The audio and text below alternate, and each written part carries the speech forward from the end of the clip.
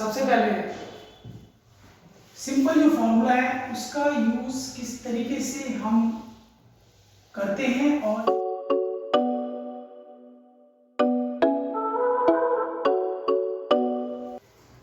Hello students, welcome to heaven sir classes again. बच्चों, आज की हमारी जो ये वीडियो है ये क्लास 11 के चैप्टर जो हम सेट ऑलरेडी डिस्कस कर रहे हैं उसके ऊपर प्रोबेबली ये थर्ड वीडियो है और इस वीडियो में हम लोग आज सेट की वर्ड प्रॉब्लम को डिस्कस करेंगे और सेट के वेन डायग्राम के बारे में जानेंगे। तो आइए वीडियो शुरू करते हैं और इस वीडियो में हम देखते हैं।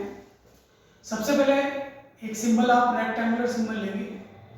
This symbol represents universal set. ये सिंबल जब आप यूज करते हैं तो ये मदर सेट या यूनिवर्सल सेट के लिए होता है, जिसे पेरेंट सेट कहते हैं। और जो सर्कल आप यूज करते हैं नॉर्मली वो डॉटर सेट्स के लिए यूज करते हैं। डॉटर सेट्स मतलब जो नॉर्मली सेट्स आपको दिए जाते हैं वो डॉटर सेट्स कहलाते हैं।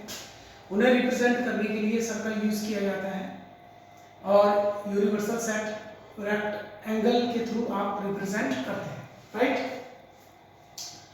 अब जो वर्ड प्रॉब्लम्स होती है वो फॉर्मूले के थ्रू भी सॉल्व होती है, word problem in Venn diagrams के थ्रू भी सॉल्व होती है। अगर रेफरेंस की बात की जाए तो वेन डायग्राम के थ्रू वर्ड प्रॉब्लम बहुत इजीली सॉल्व होती है और दूसरे को समझाने में और अपनी बात को एक्सप्रेस करने के लिए ये डायग्राम काफी हेल्पफुल रहते हैं।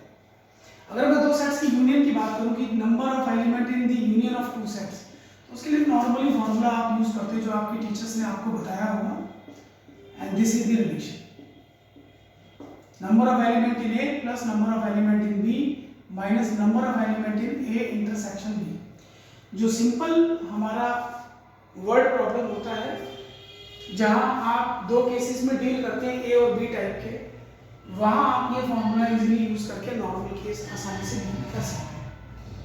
तो एक छोटी सी प्रॉब्लम मैं आपके सामने डिस्कस करूंगा।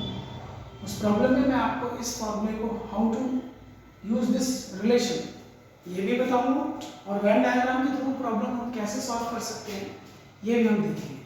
तो आइए वो प्रॉब्लम लिख लेते हैं, थोड़ा मेरे साथ लिख लीजिए problem. The problem is in a group of 100 students, 50 like maths and 60 like physics.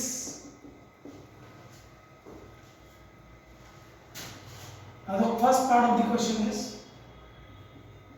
how many students like, let us say first part of this question is both, second part maths only, third part physics only. sorry तो देखिए ये हमारे कुछ parts हैं इस question के। इस question को आप नोट डाउन कर सकते हैं। I repeat the question. In A group of 100 students in A class 50 students like maths, 60 students like physics. वो कोई भी दूसरा सब्जेक्ट हो सकता है, अकाउंट भी हो सकता है फिजिक्स के लिए, it hardly matters. Then the question says how many students like both these subjects. Second part of the question is how many like physics only, मतलब mathematics only. Third part how many like physics only. तो आइए सबसे पहले simple जो formula है उसका use किस तरीके से हम करते हैं और इस क्वेश्चन को किस तरीके से आप सॉल्व करते हैं, राइट। देखिए जो ग्रुप है उसे यूनियन से रिप्रेजेंट किया जाता है। वहां कितने स्टूडेंट्स हैं? 100। मैथमेटिक्स वालों को ए मान लेते हैं तो 50 है, फिजिक्स वालों को बी मान लेते हैं तो 60 है। और आपने निकालना क्या है, आपने निकालना है इंटरसेक्शन। इस क्वेश्चन को लिखने से पहले मैंने बेसिक रिलेशन आपको बताया था। आई थिंक उस रिलेशन की हेल्प से आप इजीली इंटरसेक्शन को कैलकुलेट कर सकते हो। तो फर्स्ट पार्ट तो आपने फॉर्मूला अप्लाई करना है, ये Na plus Nb minus Na intersection B, right. यहाँ पे डेटा रखिए 100, it is your 50, it is your 60, it is A intersection B. ये माइनस वाली दे दोनों टर्म्स आप ऐड कीजिए, माइनस वाली टर्म चलिए ऐसे रहने दीजिए, कोई दिक्कत नहीं है, जैसे भी आप सॉल्व करना चाहें इसे। Answer minus 10 is equal to minus N A intersection B. Finally minus cancel हो जाएगा, आंसर इज योर 10। तो 10 ऐसे स्टूडेंट्स हैं जो मैथमेटिक्स और फिजिक्स दोनों ही सब्जेक्ट पसंद करते हैं, राइट। आई थिंक ये सॉल्यूशन आपकी समझ में आ गया हो। अगर आपको चाहिए कि आप ऐसे स्टूडेंट्स को फाइंड करना चाहते हैं जो मैथमेटिक्स ही पसंद करते हैं, फिजिक्स पसंद नहीं करते, तो उन्हें आप रिप्रेजेंट कैसे करते हैं, A इंटरसेक्शन B कॉम्प्लीमेंट। मैंने बाहर लगाया है, बट इसे कॉम्प्लीमेंट कह सकते हैं, इंटरसेक्शन B कॉम्प्लीमेंट। यानी ऐसे स्टूडेंट्स जिन्हें मैथमेटिक्स A तो पसंद है, B पसंद नहीं है। कॉम्प्लीमेंट का मतलब दे डिसलाइक B। तो A इंटरसेक्शन B कॉम्प्लीमेंट। तो क्या करेंगे, जो A वाले नंबर है हमारे पास 50, उसमें से आप कॉमन वाला नंबर माइनस कर दोगे, यानी Na minus Na intersection B।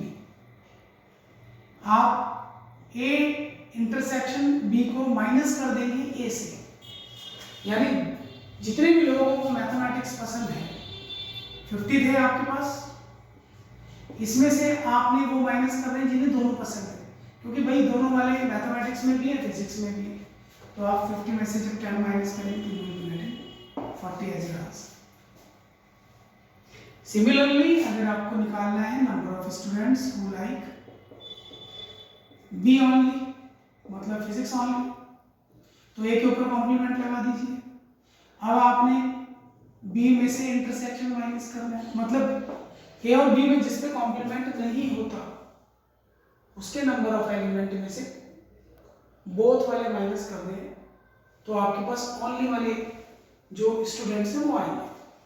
यानी ए इंटरसेक्शन बी कॉम्प्लीमेंट है, तो इसमें ए में से आपने दोनों ए इंटरसेक्शन बी वाला माइनस करना है, कॉमन वाला।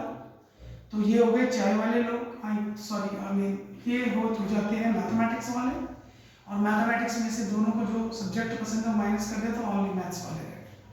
अब ये फिजिक्स वाले हैं, फिजिक्स वाले 60 है, उसमें से दोनों सब्जेक्ट पसंद वाले माइनस कर दिए, तो क्या रहेंगे, ओनली फिजिक्स वाले। तो देखिए आज की अपनी इस क्लास के अंदर हमने फॉर्मूले की अप्रोच से ये जाना कि हम ग्रुप में से किस तरीके से ऐसे नंबर ऑफ स्टूडेंट्स को फाइंड करते हैं जो स्टूडेंट्स केवल एक सब्जेक्ट पसंद करते हैं और दूसरा पसंद नहीं करते, या फिर जिन्हें दोनों पसंद है। तो let's have a look at it. आइए एक बार इसे देख लेते हैं, सॉल्यूशन को ध्यान से समझ लेते हैं और इन फॉर्मूलों को आपने किस तरीके से यूज़ किया है ये आप इस क्लास में समझ ही चुके होंगे। And I think Hemant symbol classes में आज की जो हमारी वीडियो है, बेसिकली वो स्टूडेंट्स जो वर्ड प्रॉब्लम्स को सॉल्व करना चाहते हैं ऑन देयर ओन, उनके लिए वीडियो हेल्पफुल रहेगा। एंड आई थिंक आपने वीडियो एंजॉय किया होगा, आपको ये प्रॉब्लम समझ आई होंगी। और आज की अपनी क्लास में हम अपने लर्निंग कंटेंट को यहीं तक रखेंगे। अपनी नेक्स्ट क्लास में हम लोग इस क्लास को कंटिन्यू करेंगे, जिसमें वेन डायग्राम्स के थ्रू आप लोग जानेंगे कि किस तरीके से ये प्रॉब्लम सॉल्व की जाती है। तो आज इस वीडियो को आप अपने घर में एक बार देखिए, 2 बार देखिए, और जब आप कंफर्टेबल हो जाएं तो अपनी एनसीईआरटी से इस टाइप की प्रॉब्लम्स कुछ अटेम्प्ट करें। वही आपके थोड़े बहुत डाउट रह जाते हैं तो अपने टीचर, अपने एल्डर से डिस्कस कीजिए, उन प्रॉब्लम्स को शॉर्ट आउट कीजिए। तो आज इतना ही रखेंगे और अपनी नेक्स्ट क्लास में मिलेंगे। Till then bye.